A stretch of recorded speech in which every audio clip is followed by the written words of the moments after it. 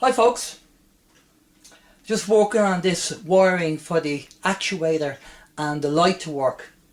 And according to the internet, the most people on the internet, you can't use the relays for moving the actual actuator up and down, because with a DC motor inside, what you have to do is to have it going up, and then to bring it down you have to reverse the polarity. And using relays, sometimes it doesn't work with relays, and you have to get a motor drive, actuator motor drive option. But I did come across some information on the internet where a chap did wire in relays and actually got it working. Now, maybe different boards have different specifications, but this board I got from AliExpress is a 433 megahertz remote control board with relays on it, and there are limitations with it, because ideally there's 3 different ways that you can set this up. You can have it as latching, which means that you keep your finger on the button and it'll go up, and then when you take your finger off it will stop. And again, if you press say B to go down, you have to keep your finger on the button. When it comes to toggle mode is basically you press the button, it moves up, and you press the button and it goes down. And then the other mode is latching mode, and this is what I have this set up for, latching mode. Now the problem is with this board, well, it's only a little problem, it's not too much of an issue, but the problem with this board that I'm using is that when you use latching mode, it applies to all the relays. It applies to A, B, C, D. It just doesn't apply to A and B, which is a pity, because I wanted A and B to be in latching mode and I wanted C to be in toggle mode. But you can't do that with this board, there are limitations with it. But as it's set for latching mode, which means it shuts off the power to the first relay when you press B, and C is included. So we'll give you a demonstration. So to get it to go up, we press A. Now as soon as I press B, it will come down and disable the power to A, to the relay A.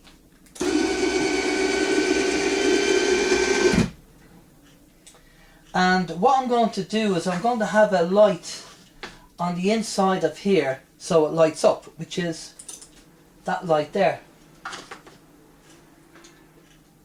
Okay, now normally if I press C it doesn't switch off, but I found that if I press B it does switch off.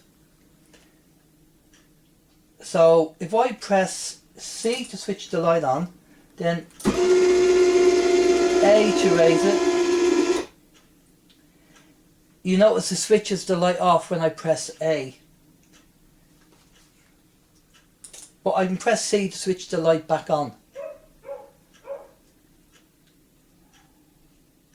And I can press B to switch off the light. So it's near enough there. So I'm just wondering, do a little test to see if I can put the light on as I'm raising it. So it's stopped that.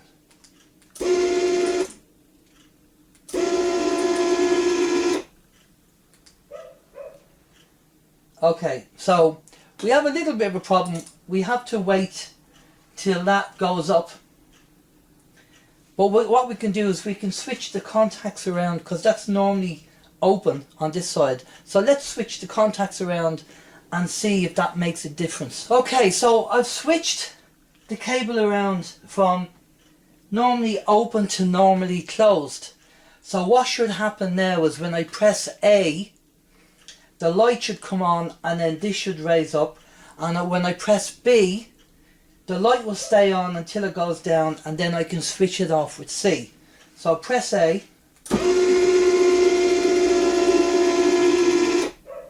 Brilliant. And if I press C, that switches off. If I press A, I can switch it back on. And if I press B,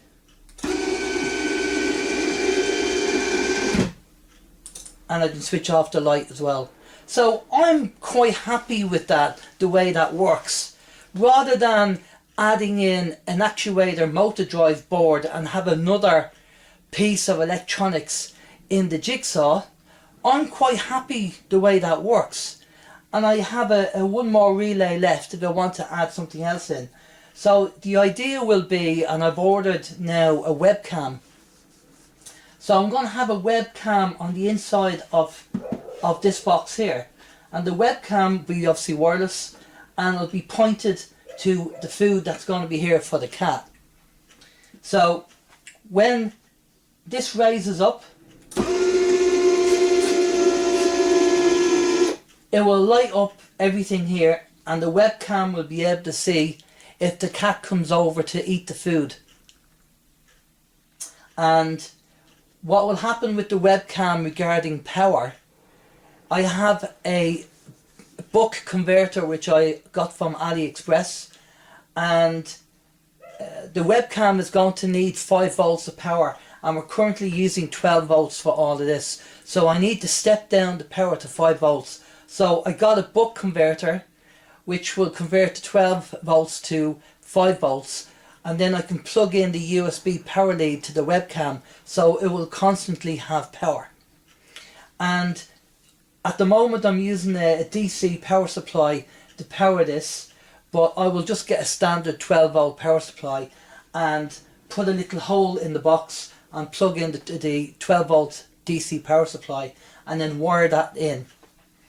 The backing here that I have here, I'm going to put on a hinge that I can open up like a door, so I can get to the electronics if I need to make any changes. But I'm quite happy with that now, with the way it is.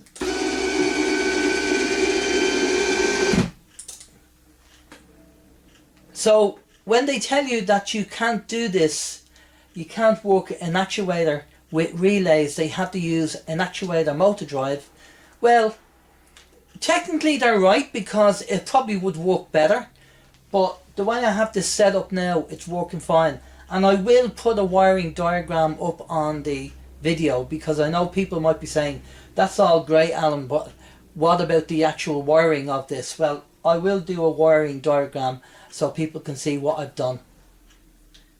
And I hope that helps somebody else who are planning to use actuators or relays in how to kind of wire a relay up remotely, and you can have a great play around with actuators, designing different things and being able to do this remotely.